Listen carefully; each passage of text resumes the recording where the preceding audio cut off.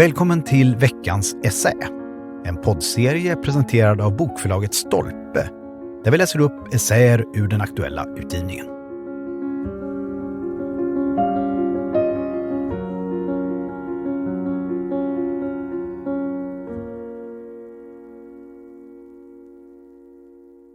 The truth shall set us free. Marie Daouda. What do you really want? This question calls for a level of disclosure with which few are comfortable, because it opens a field of possibilities one might fear to face. To ask oneself, what do I really want, is to ask, what would I do if all the limitations to my liberties were suddenly removed? In the series Lucifer, hosted by Netflix, the eponymous character, the devil roaming free on earth, gains control over his victims by reading into their souls to discover their most secret desires. This excursion into the realm of possibilities seems exhilarating until it becomes scary. We have the impression that facing our desire is like looking at an unforgiving mirror, and that our desires reveal something about our deep, true self. Most of the self-help books you would find on the shelves, especially the ones targeting a female audience, put forward the idea that following one's desires is the way to happiness, and that the liberty to follow any desire to reach your deep, true self is the supreme good. In 2022, Amanda Trenfield wrote a memoir about how she left her husband and children after 12 years of marriage when she met her soulmate. And as the title of the book is When a Soulmate Says No, Trenfield unapologetically explains that this experience was worth the grief and pain it caused, because she had been genuinely following her desires all along. Trenfield writes that her private consulting practice as a life coach embraces her two passions, guiding women to embrace their true self and businesses to embrace the uniqueness of their employees. Fashionable as it seems, there is nothing obvious about the idea that the freedom to be true to yourself is a sine qua non to your liberty. Our desires are not our own. We don't have a deep, true self, and it is not the freedom to follow our desires that makes us free, but the commitment to truth that grants us authentic liberty. The French Revolution coined liberty as the key to individual happiness. Since the 17th century, libertines defended the freedom of thought and belief aside from Christian dogma. A century later, libertinism was deployed in defense of moral relativism. Following Voltaire, Rousseau, and the philosophers of the Enlightenment, mankind is inherently good, social norms are oppressive, and nothing bad can come from the pursuit of desire. If each individual is granted the liberty to do as they please, the community as a whole will be better. The humanist principles of 1789, however, ended in the bloodbath of the Terror in 1792. At the same time, Sade explored the consequences of absolute political freedom in erotic and pornographic dialogues such as La philosophie dans le boudoir, reaching the position that the only logical conclusion of a revolution is permanent anarchy, since no power could ever claim to be legitimate following the end of open hostilities.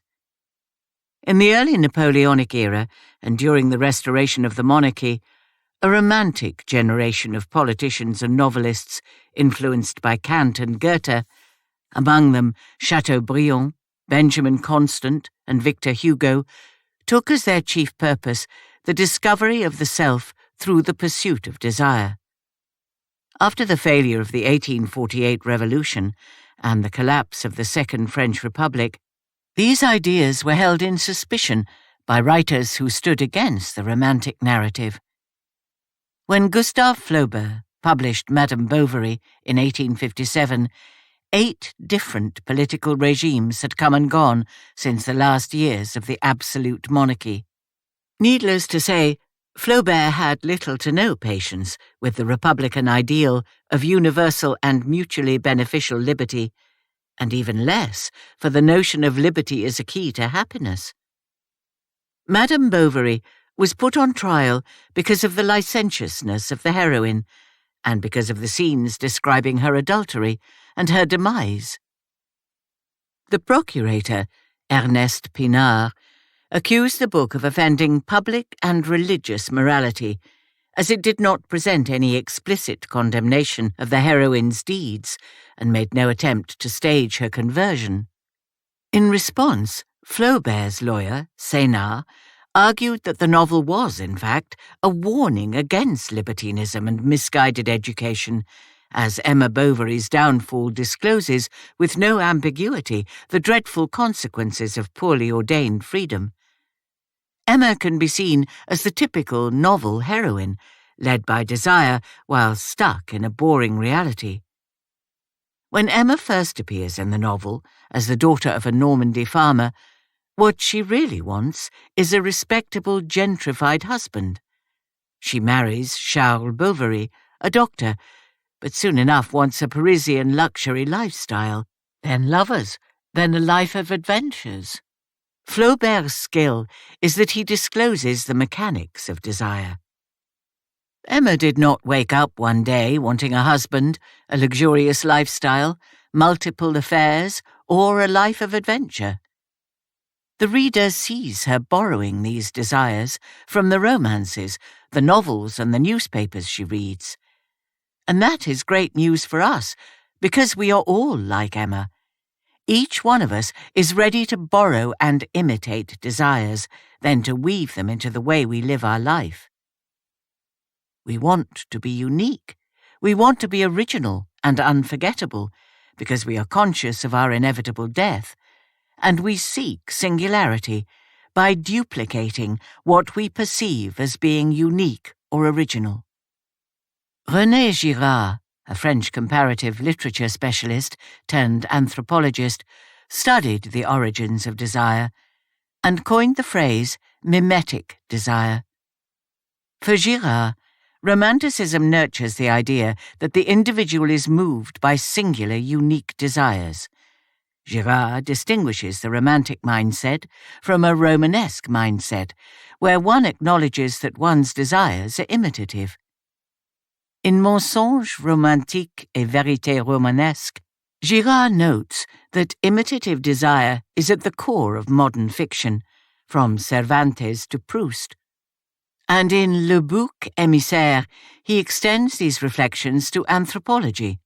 Something or someone can be completely insignificant to me until someone shows it to be desirable by owning it or by wanting it. According to Girard, what I want is not so much the object as to be identical to the owner of the object. We usually think of desire in a linear way. A wants B. In Girard's theory, desire is triangular. It is the basic rom-com plot where A falls in love with B because high-status C has expressed interest in B. For Girard, A does not want B. A wants to be like C. A wants to live in C's world. Marketing specialists know what strings to pull to make us good consumers. We want to own things that make us feel unique, but not so unique that it would single us out in society and turn us into scapegoats. We want to own things that would make us feel and look like we belong to a community. I'm not casting any stones here. As a teenager, I was a goth. Many thought I was original, but I knew I was not. I wanted to be a character from an Edgar Allan Poe short story, an Anne Rice novel, a Tim Burton film, and dressing like I had just locked myself out of a ruined Gothic castle was simultaneously a way to filter out people who did not have the same artistic interests, and to send a signal to those who could see my style as a quotation so that they would know we were part of the same tribe. Most of the urban fashions tap into this idea that following a trend helps you discover and perform your deep, true self. But it only results in creating endless copies of one same model. Because what we really want is to be part of a community that acknowledges one set of norms as its standard. There is a reason why all the romantic heroes look the same, and all the goths look the same, and all the punks look the same, and so on and so forth. These tribal codes are not about freedom in fashion, they are a matter of survival, as they show one belongs to a group that can offer shelter and protection, be it in the modern form of online validation. This does not only apply to clothing hues, but to entire self-narratives. Think, for instance, of the trend to go on a soul-searching trip to Bali after the publication and film adaptation of Elizabeth Gilbert's Eat, Pray, Love, 2006. It is now a feature of modern Bovaryism that, in case of crisis, one has to go to a remote exotic country to rediscover oneself, in the same way thousands of others have done before. Under the guise of originality, a new shared narrative appeared and became a new norm in less than 10 years. These networks of imitation are particularly explicit on social media, where there are so many influencers, but where no one would ever say he or she is influenced. We don't talk about being influenced, but about being empowered, as influencers provide their tribe with a shared set of norms regarding clothes, food, or speech that help them distinguish themselves. Empowered is a passive adjective, and we must be honest about the consequence it implies. The power is never on the side of the empowered. Suppose I am empowered into thinking that my real self does not match my body. In order to shape my body in accordance with my real self, I would go on a diet, or get a new wardrobe, or undergo irreversible medical treatment so that my outer shape finally matches my deep, true self. But life happens. 5 or 10 or 50 years later, new encounters, new experiences will shape me differently, and I will soon outgrow what I thought was my deep, true self. "It's just a phase" is quite an annoying grown-up sentence to hear. But there are many things in life that are just a phase, a temporary state as one moves towards something else. The freedom to fulfill our desires at all costs will, at best, allow us to match an image of ourselves that is about to change, to be updated, or even outdated.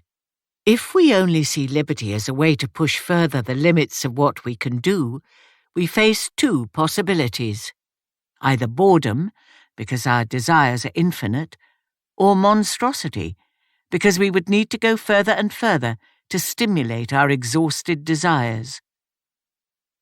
We change, and truth does not. We live in a time where truth is subjective, but look at the public outrage when the media or a politician say something that is not true. We know that without truth, we expose ourselves to cognitive dissonance. Yet we collaborate in a condition of subjective truth which leads to isolation, loneliness, even madness. There are not many steps from "I am free to see the world as my own representation" to "there is nothing real at all." This explains most of the mental health crisis that teenagers and young adults are facing. Extremely online, young people want to be free and unique in any set of norms, but need the constant validation and approval of onlookers to confirm their truth. And you know what sentence expresses this validation? "You do you," which is very sad, because when someone says, "You do you," what we really want to hear is, "I love you no matter what. Even if you are about to do something I consider absolutely stupid, I will not kick you out of my house. I will not block you on social media. I will not shame you publicly, because I want you to exist in my world too. I want us to exist in the same world." That is what we yearn for, sharing the same understanding and knowledge of the world, partaking in the same understanding of reality. After Emma's death, her husband discovers the letters of her lovers and realizes that they had been living in separate realities all along. Truth shall make us free, because when we acknowledge that our desires are borrowed, we can dissociate ourselves from our impulses by saying, I only want this because this person or that event made it look desirable. It also enables us to be grateful for the amount of good things we borrow, instead of pretending to be original. Once we acknowledge that truth is extrinsic and objective, we can collaborate towards understanding it, no matter how divergent our starting points can be. And the truth shall set us free, because when our freedom is constrained, limited, even destroyed, we would still have the inner liberty to say, this is wrong, this is a lie I do not wish to be part of. Resisting falsehood is a matter of public safety. In The Origins of Totalitarianism, Hannah Arendt states, before mass leaders seize the power to fit reality to their lies, their propaganda is marked by its extreme contempt for facts as such. For in their opinion, fact depends entirely on the power of man who can fabricate it. Nowadays, subjectivity and feelings are deemed more important than facts. Yet it is precisely through accepting the same facts that we can get a grasp on reality. For Arendt, the only way we can stay free from shape-shifting totalitarian thought is to keep the distinction between fact and fiction, and the distinction between true and false. Once these are blurred, no matter how free we think we are still entangled in a web of lies and delusions. Liberty is not a value. Values fluctuate on the stock market of ideas, and we have seen recently that safety could literally kill liberty when these two values are opposed. And it goes the other way round too. We cannot use liberty as an empty word. Abraham Lincoln said, "We all declare for liberty," but in using the same word we do not all mean the same thing. And in 4 essays on liberty, Isaiah Berlin noted that 200 different meanings of the word have been recorded by historians of ideas. Liberty can only be a relevant and meaningful concept if we root it in a shared understanding of reality. The only way to save liberty is to define it as part of the culture we hold on to.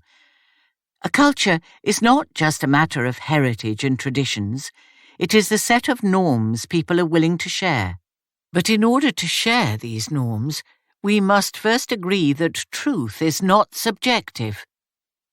We will never discover our magical inner self by following each and every desire we borrow, but provided we work together towards knowing and sharing the truth, we will enjoy priceless, unconditional liberty.